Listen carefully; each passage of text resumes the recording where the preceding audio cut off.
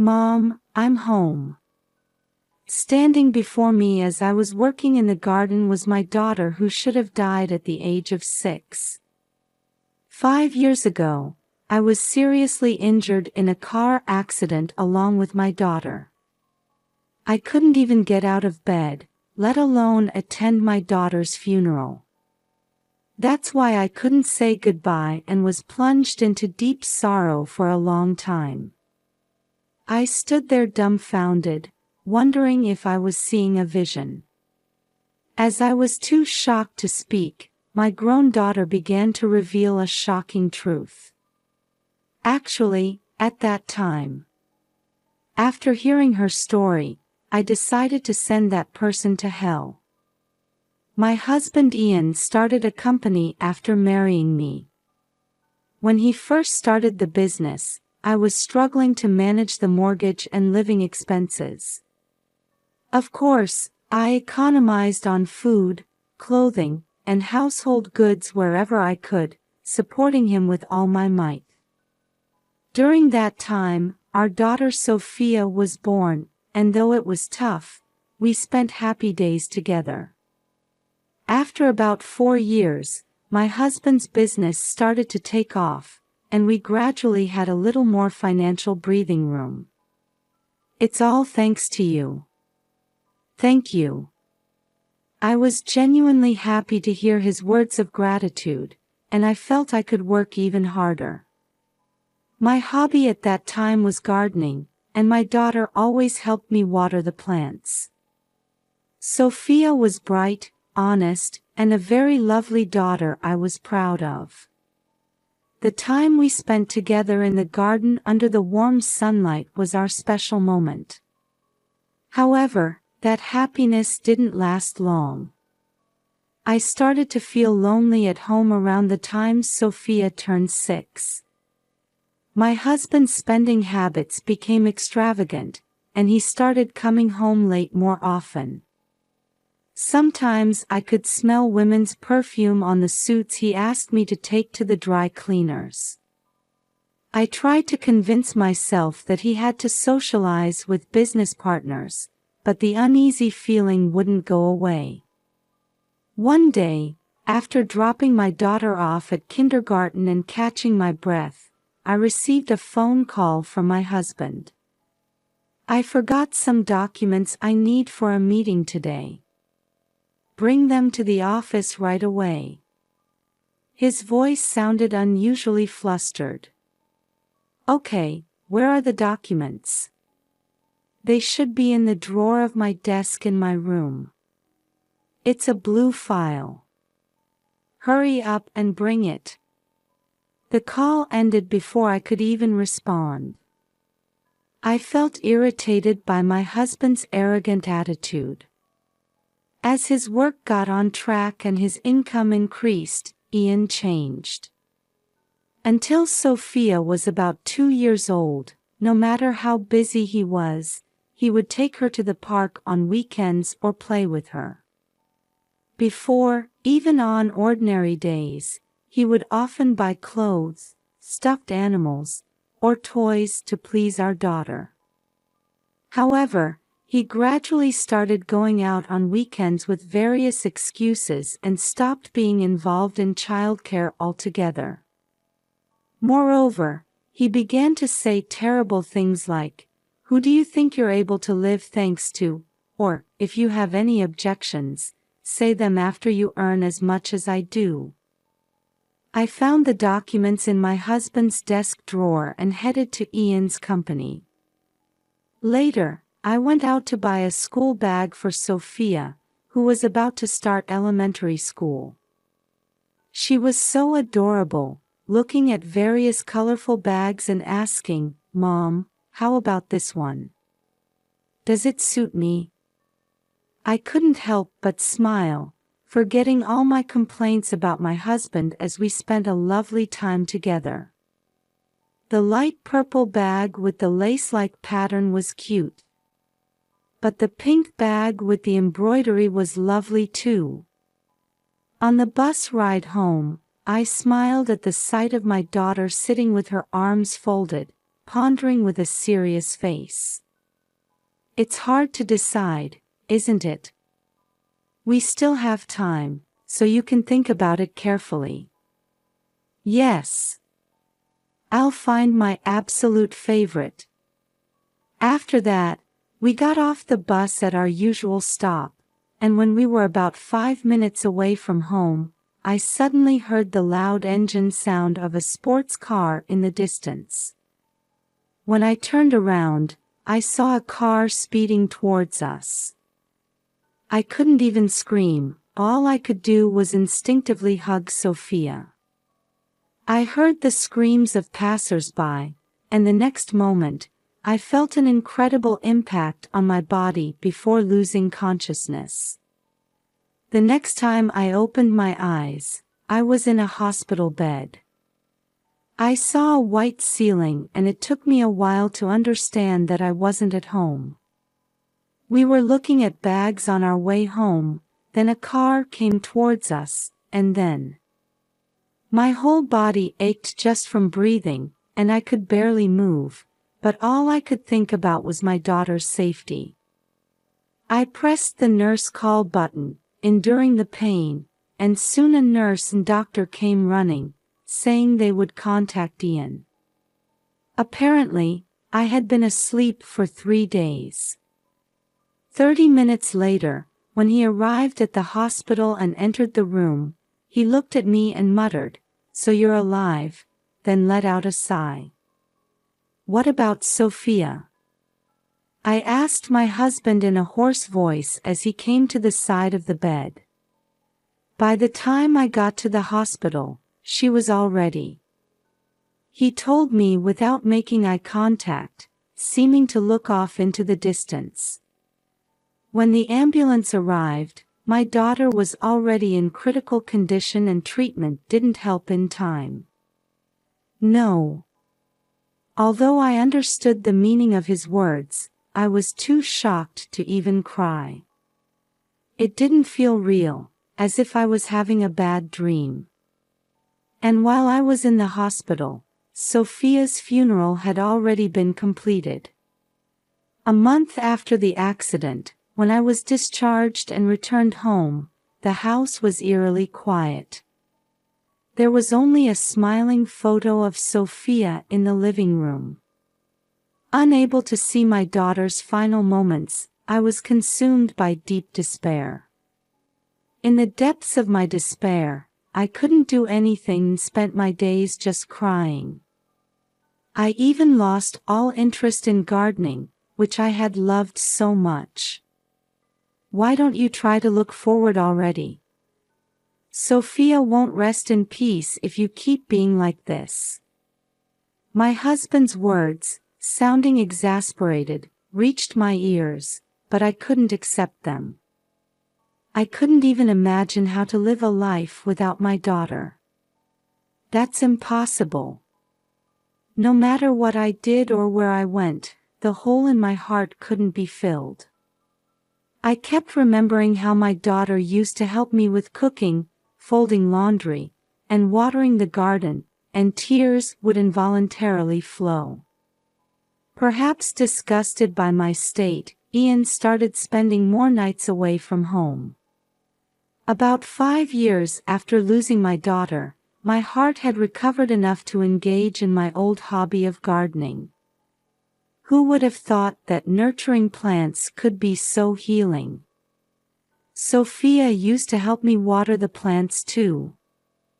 There were many moments in my daily life when I would suddenly remember Sophia, but I no longer cried uncontrollably like before. I was gradually overcoming the past and starting to think about the future. On one such day, just before noon, I was out in the garden taking advantage of the good weather, rearranging flower pots while considering different combinations. That's when I heard a sound from the door connecting the parking lot to the garden. Who could it be? When I looked up, there stood my daughter who was supposed to have died 5 years ago. She had grown into a young woman, but I could still see traces of the Sophia I remembered. "Mom, I'm home," she called out hesitantly, and I was too surprised to say anything. I just stared at her in amazement, unable to move, wondering if I was dreaming or seeing some kind of illusion. "How?" That was all I could say after a while. "Mom, listen carefully. Actually," the shocking truth my daughter told me filled me with a rage I had never felt before. Everything had been orchestrated by Ian. Unforgivable. I decided to send my husband to hell. From now on, I would live for Sophia's happiness. I vowed not to cry anymore. A few weeks later, Ian was unusually spending his day off at home. "Honey, can I talk to you for a moment? Can you explain this?" I placed several photos in front of him as he was lounging on the sofa watching TV. They showed my husband entering various houses and supermarkets with an unknown woman. "What are these?" "I took them while following you. I've been suspecting you of having an affair because you've been coming home late or not coming home at all more often." He picked up the photos and laughed scornfully. "Since Sophia died, you've been moping around with a gloomy face every day, right? It's only natural not to want to come home when I see that." He tapped the photos with his finger and said brazenly, "This house is a place I'm renting near the office for work. That woman is the housekeeper. So of course she's going in and out of the house." "I see." Seeing my meek attitude, my husband grinned confidently. "Those photos don't prove anything." He crossed his arms and leaned back, seemingly emboldened. "Well, that might be fine, but..." Just as my husband looked puzzled by my words, my cell phone rang loudly. I answered the phone without any explanation. "What now? Is this conversation over?" As he spoke irritably, I showed him the video call screen, and his face changed instantly. "Hello, Mom. I had asked Sophia to call me." "Huh? What's going on?" "Actually, when she came to visit me, she had a smartphone hanging around her neck. She told me that Ian was managing her cell phone. So, I came up with the idea of registering Sophia's and my numbers under fake names in each other's phones, without Ian knowing, and asked for my daughter's cooperation. I might have forgiven you for the affair, but I can't forgive you for lying about Sophia's death. I want you to confess everything." Faced with the intensity of my daughter on the phone and me, my husband involuntarily stood up and stepped back. I could see his eyes darting around, clearly agitated. What Sophia had told me that day was unforgivable. When we had the accident, I was severely injured and taken to a hospital with an intensive care unit, but due to capacity issues, my daughter was taken to a different hospital. Ian had lied to me saying our daughter died, and to Sophia saying Mom died. Furthermore, around the time our daughter was discharged, my husband rented a house in the neighboring town, saying, "It's better to be closer to the hospital for Sophia's rehabilitation." Sophia told me that soon after, a woman started living with you. You told Sophia she was an acquaintance of yours who would take care of her, didn't you? As I questioned him, sweat began to bead on my husband's forehead. "That's right. I thought Sophia would be lonely if she was alone for long periods, so I hired that housekeeper in the photo. But that's strange, isn't it, Sophia? I asked, looking at my daughter's face through the screen. Yes. Because Stephanie, who Dad brought as a housekeeper, says mean things like she's going to marry Dad and that I'm in the way. Apparently, Stephanie, who started living in the same house, always came home late at night and was asleep when Sophia left for school. My daughter would prepare her own breakfast and go to school, and by the time she returned home, Stephanie would leave for work. Stephanie didn't do any housework at all, and although Ian sometimes brought food home, Sophia ended up doing most of the housework herself. When Dad wasn't around, Stephanie told me to tell you to get a divorce quickly. That's when I started to think that maybe Mom was still alive. My daughter had come to check on me by herself, taking trains and buses, asking passers-by for directions along the way. I don't want to live with that person anymore. As Sophia pleaded with a face on the verge of tears, my heart ached. Dad has been lying to me all this time, saying that Mom was dead. I can't trust Dad anymore. Thinking about how much she must have endured living like that, I felt that I absolutely couldn't let her suffer anymore. Pushed by my daughter's words, I took out more photos. I have these too. They showed Ian and Stephanie walking arm in arm, entering pubs and hotels. The stores in those photos were the same ones I had seen on a business card that fell out of his suit jacket pocket when he once asked me to take it to the dry cleaners. Stephanie works at this store, doesn't she? My husband's eyes widened at those words. You've been betraying me and having an affair since 5 years ago. I glared at Ian as I said this. His face turned red as he realized his lies had been exposed, and he started trembling. Suddenly, he slammed his fist on the table and crumpled the photos in his hand. Startled by his sudden action, I stiffened, and my enraged husband threw the photos at me. Call the police. Feeling threatened by Ian's behavior, I pleaded with my daughter and ended the call. What? Don't be ridiculous. Everything's ruined because you two are alive.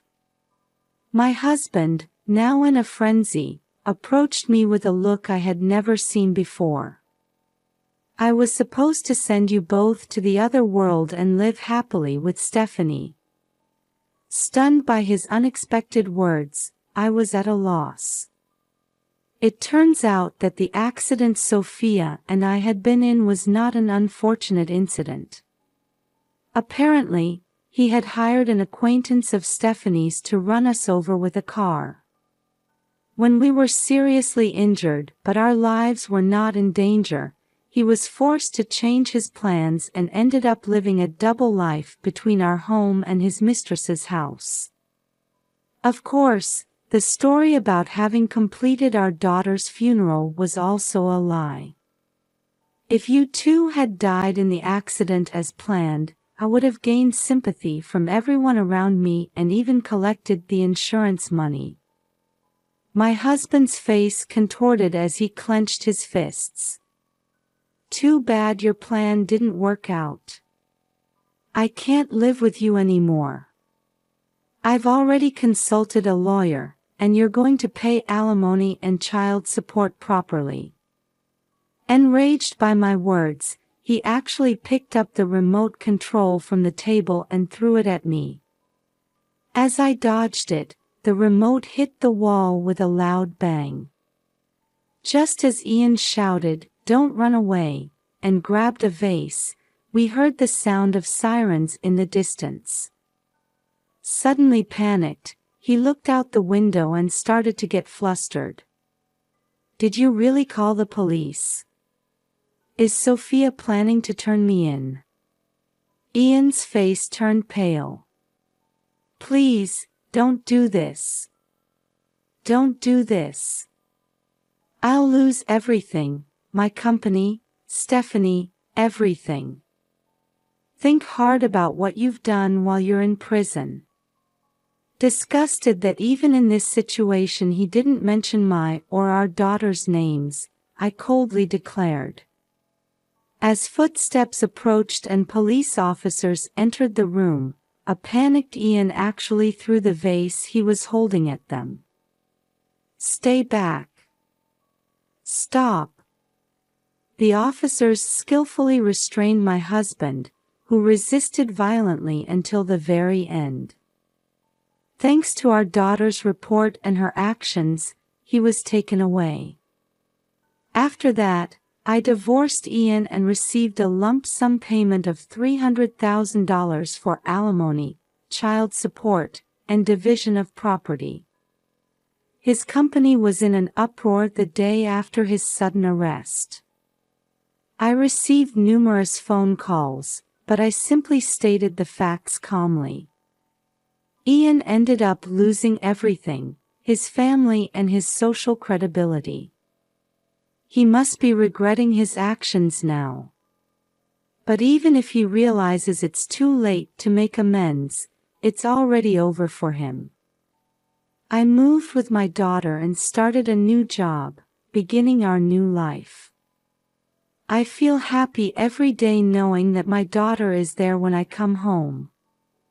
We're having macaroni and cheese for dinner tonight, I said as I set the table, and Sophia beamed, saying, "Yay." Such ordinary conversations and my daughter's smile are my greatest treasures.